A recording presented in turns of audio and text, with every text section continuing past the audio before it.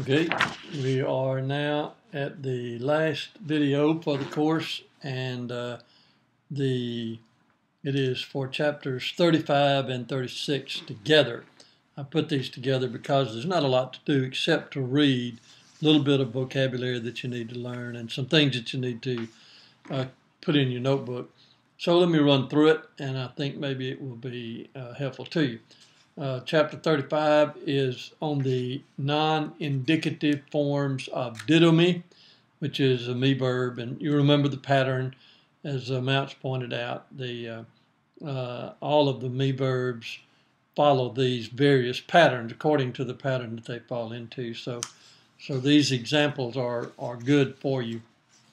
I also would remind you that you don't need to try to learn all of these forms. Keep a copy of them in your notebook, but the main thing is to learn the vocabulary and be able to recognize these. The endings are not a lot different. If you look at the endings themselves, remember that the me verbs do not normally use thematic vowels or connecting vowels. So I don't think you'll have any problem with it if you just pay attention to that.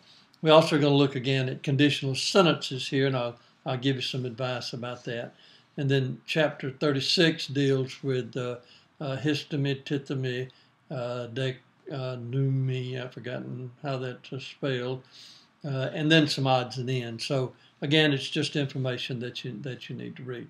In chapter 35, if you'll follow through there as we go through the video, read the exegetical insight. You get some information here on Paul's use of prepositions. I think you'll find that to be helpful.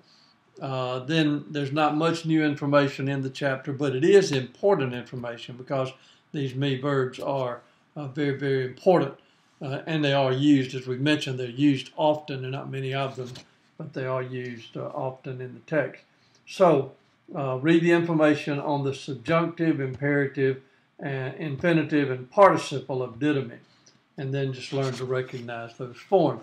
You will find that the keys to the subjunctive still is the lengthen, as a lengthening, and then the imperative is the totet, tosan endings, stos, thes, thosan. The infinitive is the ni and sti ending or thi ending, and then the participle has the nu, ta, and the men, me, mu, epsilon, nu marks.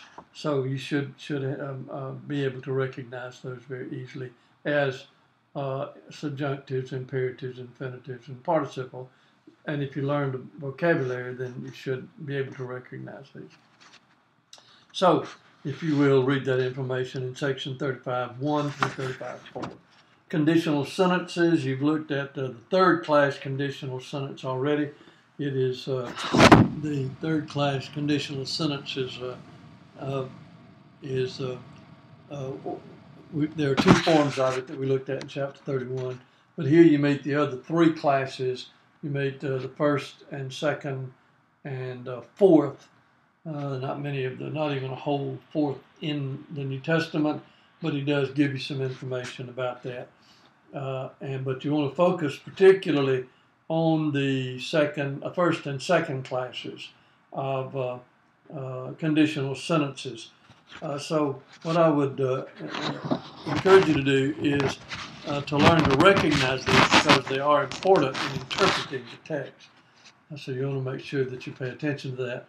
Keep section 35.9 in your notebook, and Mounce also suggests that you consult Mounce's Beyond the Basics of Biblical Greek, and that also can give you some help. And I've uploaded a very simple chart called Greek conditions.xls. It's an Excel file.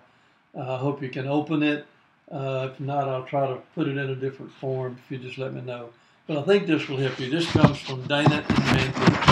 It's an old grammar. It's very simple, but it is, in fact, the simplest thing I've seen on the conditional sentences, and I encourage you to take a look at that. That is uploaded on in the content section of Blackboard for the course. The summary in chapter 35 is also very helpful, and there's a chart right above it that you'll want to keep in your notebook because it also is fairly simple, and I think will help you as you seek to identify these. In your vocabulary, you have no new vocabulary words in this chapter, but there are some important words that you can review. And of course, there's no quiz on this week, so you don't have to worry about a quiz. But you do want to try to review those words, and also read through the advanced information. I think you'll find that helpful as well. All right, in chapter 36, the exegetical insight shows the importance of some me verbs in the text. As I've already indicated to you, these are important. So I would encourage you to note that. And then read carefully sections 36:1 through 4, and then learn the vocabulary that goes along with it, and learn to recognize the verb forms. Note especially 36.4. I also want to call your special attention to what Dr. Mounce says on the definite article. He's got some very good insights here. Don't try to memorize all this stuff. Just put it in your notebook, and of course read it carefully. Put it in your notebook and remember where it is. That way, when you have questions about the article, you can go back to it. I think mostly context will help you to deal with the article, but there are some very helpful things here. He talks about verbs and sentences. There's really not a lot of new information except the explanation of the difference in transitive and intransitive verbs. So you want to note that. But then 36:11, read about sentence structure and note some information he gives you about word order. Again, the vocabulary here is very important. You do have some new vocabulary, some me verbs, and you want to learn those, and you also want to review those so that you've already had. As I mentioned, there's no quiz for this unit, this week's work, so you don't have to worry about that. But you do have some assignments. No parsing in the assignments this week. In chapter 35, you'll want to translate only sentences 1 through 10, and then in chapter 36, you'll want to translate only sentences 11 through 20. And that's pointed out to you in the PowerPoint. I want to say a word about the final exam. The final exam will be posted open on Blackboard by December 3rd. That's about the time you should be getting through if you're caught up with your assignments, and then you will actually, this date may vary from time to time, but it will be posted soon on the Blackboard, and the due date is also posted in the PowerPoint, and you'll want to notice that very, very clearly, if you will. Look at the PowerPoint for the due date. Don't look at the syllabus for the due date here, but look at the PowerPoint here, and that will help you.